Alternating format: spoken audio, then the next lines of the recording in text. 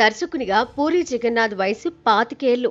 ఆయన తొలి చిత్రం బద్రి 2000 సంవత్సరం ఏప్రిల్ 20న జనం ముందు నిలిచింది. వారి మనసులు గెలిచింది. చదువుకునే రోజుల నుంచే సినిమా పిచ్చి ఉన్న పూరి జగన్నాథ్ డిగ్రీ కాగానే చిత్రసీమలో ప్రయత్నాలు మొదలెట్టారు. ఆరంభంలో రామ్ గోపాల్ వర్మ సినిమాలకు అసిస్టెంట్గా పనిచేశారు. అదే సమయంలో కొన్ని చిత్రాల్లో తలుక్కుమని తెరపై కనిపించారు. మొదటి నుంచి వైవిధ్యం ప్రదర్శించాలని తప్పిస్తున్న పూరి జగన్నాథ్ బద్రి కథ తయారు చేసుకుని పవర్ స్టార్ పవన్ కళ్యాణ్ ను కలిశారు. అప్పట్లో కొత్త వారికి అవకాశాలు కల్పిస్తూ సాగుతున్నారు పవన్. అంతకుముందు కొత్త దర్శకులకు అవకాశాలిచ్చి పవన్ నటించిన తొలి ప్రేమ, తమ్ముడు చిత్రాలు ఘన విజయం సాధించాయి. అదే సమయంలో పూరి చెప్పిన బద్రి కథ నచ్చడంతో పవన్ మరో మాట లేకుండా ఓకే చెప్పేశారు. అలా తొలిసారి పూరి జగన్నాథ్ మెగాఫోన్ పట్టుకున్నారు.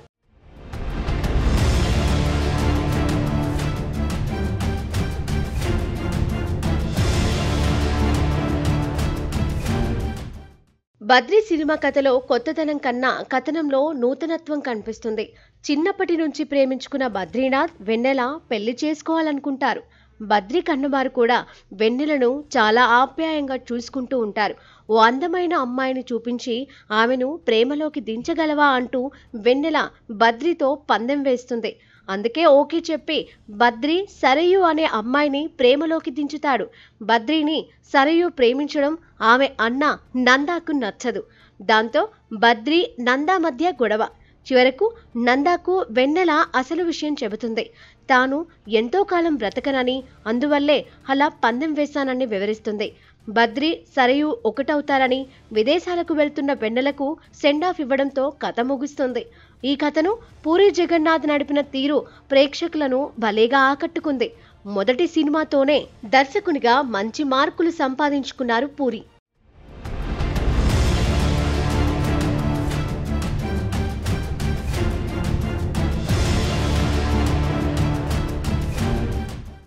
విజయలక్ష్మి మూవీస్ పతాకంపై టి త్రివిక్రమరావు బద్రి చిత్రాన్ని నిర్మించారు. రమణ గోగుల సంగీతం బద్రికి ఓ అసెట్. ఇందులోని జలి షేర్వాణి రాసిన ఐయామ్ యాన్ ఇండియన్ అంటూ సాగే గీతం అప్పట్లో యువతను విశేషంగా అలరించింది. అంతేకాదు పవన్ కళ్యాణ్ ఫ్యాన్స్ ఆ పాటను జాతీయ పర్వదినాలలో విశేషంగా ప్రసారం చేస్తూ ఆనందించారు. మిగిలిన 4 పాటలను వేటూరి రాశారు. అందులో ఏ చికిత్తా అంటూ మొదలయ్యే పాట భలేగా మురిపించింది. బద్రి మంచి వసూళ్లు చూసింది. అనేక కేంద్రాలలో శతదినోత్సవం జరుపుకుంది. ఈ సినిమాతో దర్శకునిగా పూరి జగన్నాథ్ పేరు మారుమోగింది.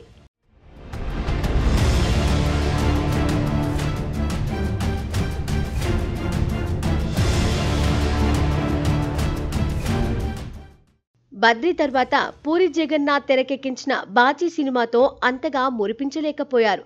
అయితే బాచీతో చక్రిని సంగీత దర్శకునిగా పరిచయం చేశారు puri. Bachchi cinema box office result ఎలా ఉన్నా చక్రి బాణీలు ఆకట్టుకున్నాయి.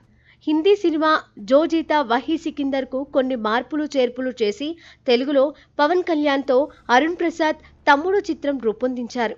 ఆ సినిమా మంచి విజయం సాధించింది. అదే కథతో పూరి జగన్నాథ్ కన్నడలో శివరాజ్ కుమార్ హీరోగా యువరాజా తీశారు. ఆ చిత్రం పర్వాలేదు అనిపించుకుంది. తర్వాత తెలుగులో రవితేజ హీరోగా పూరి రూపొందించిన ఇట్లు శ్రావణి సుబ్రహ్మణ్యం మంచి విజయం సాధించింది. ఈ చిత్రం పూరిని యువతకు మరింత చేరువ చేసింది. కన్నడలో పునీత్ రాజ్ కుమార్ హీరోగా పూరి జగన్నాథ్ సొంత కథతో అప్పు తెరకెక్కించారు. ఆ సినిమా సూపర్ హిట్ గా నిలిచింది. అదే కథను తెలుగులో పూరి జగన్నాథ్ రవితేజతో ఈడియట్ గా రీమేక్ చేశారు. తెలుగులో మరింత విజయం సాధించి యూత్ ను కిర్రెక్కిచ్చింది ఈడియట్. ఈ సినిమాతో రవితేజ స్టార్ హీరో అయిపోయారు. ఆ సినిమాలోని పాటలు జనాన్ని విశేషంగా అలరించాయి. ఇందులోని చూపులతో గుచ్చి గుచ్చి చంపకే అనే సాంగ్ కుర్రాలను కట్టిపడేసింది. తర్వాత రవితేజ హీరోగా పూరి తెరకెక్కించిన అమ్మా నాన్న ఓ తమిళమ్మాయి కూడా సూపర్ హిట్ గా నిలిచింది. నాగార్జున హీరోగా పూరి తెరకెక్కించిన తొలి చిత్రం శివమణి బంపర్ హిట్ అయింది. యంగ్ టైగర్ ఎన్టీఆర్తో పూరి తీసిన తొలి చిత్రం ఆంధ్రవాల అంతగా మురిపించలేకపోయింది. బద్రిని హిందీలో పూరి దర్శకత్వంలోనే షర్ట్ ది ఛాలెంజ్ గా రీమేక్ చేశారు. కానీ అంతగా మురిపించలేదు. ఆపై పూరి తన తమ్ముడు సాయిరామ్ శంకర్ హీరోగా 143 తీసినా ఫలితం లేకపోయింది. బాచి మొదలు ఆంధ్ర వాళ్ళ దాకా తెలుగులో తాను తీసిన సినిమాలకు చక్రీ స్వరాలతో సాగిన పూరి జగన్నాథ్ సూపర్ సినిమాకు సందీప్ చౌతాను ఎంచుకున్నారు. ఇందులోని పాటలు బాగానే ఉన్నా సినిమా పెద్దగా అలరించలేకపోయింది.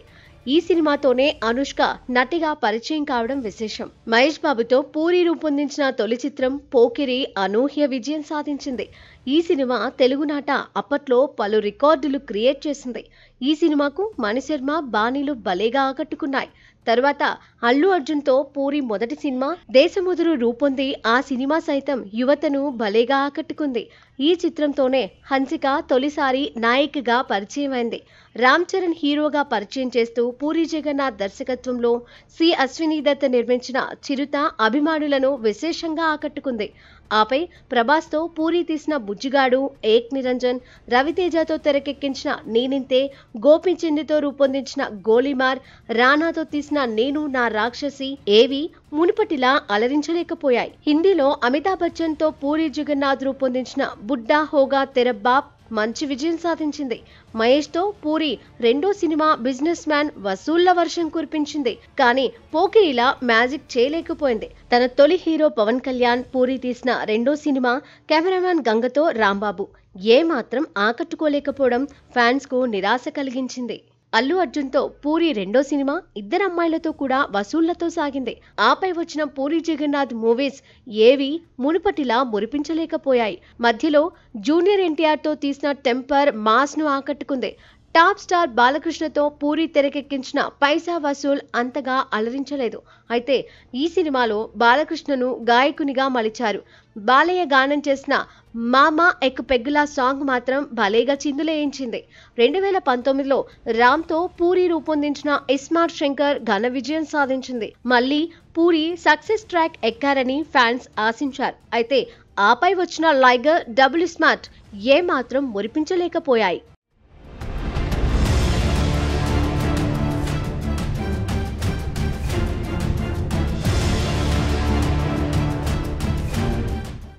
ఇప్పటిదాకా తన చిత్రాల ద్వారా పలువురు నటీనటులకు, సాంకేతిక నిపుణులకు అవకాశాలు కల్పించిన పూరి జగన్నాథ్ తనయుడు ఆకాష్ పూరిని తన సినిమాల్లో బాలనటునిగా నటింపజేశారు.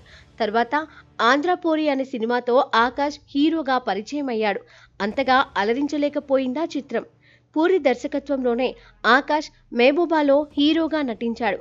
అది అంతంత మాత్రంగానే ఆడింది. ఏది ఏమైనా ఒకప్పుడు తనదైన బాణీ పలికిస్తూ సాగిన పూరి జగన్నాథ్ ఈ 25 ఏళ్ల కెరియర్లో పలు విజయాలు అలాగే పరాజయాలు చవిచూశారు. రాబోయే రోజుల్లో పూరి జగన్నాథ్ మునుపటి మ్యాజిక్ చూపిస్తారేమో చూద్దాం.